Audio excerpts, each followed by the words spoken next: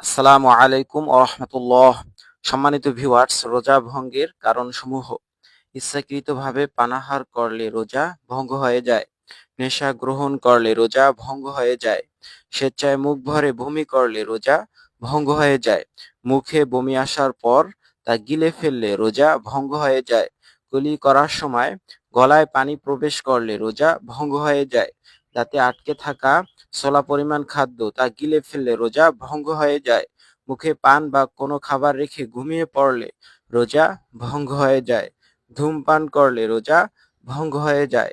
শুবে সাদিকের পর সাহরি খেলে রোজা ভঙ্গ হয়ে যায়।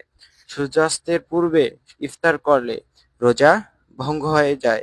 রোজা রাখা অবস্থায় সহবাস করলে রোজা ভঙ্গ হয়ে যায়। রোজা অবস্থায় মা বোনদের ঋতুস্রাব হলে রোজা ভঙ্গ হয়ে যায়। রোজা রেখে স্যালাইন গ্রহণ করলে রোজা ভঙ্গ হয়ে যায়। এমন ইনজেকশন যা আহারের কাজ করে তা গ্রহণ করলে রোজা ভঙ্গ হয়ে যায়। তাই আসুন আমরা রোজা ভঙ্গের কারণসমূহ থেকে বেঁচে থেকে আমাদের রোজাকে পরিশুদ্ধ ও সহি করি। আল্লাহ তাআলা আমাদেরকে এর উপর আমল করার তৌফিক দান করুক। আমিন।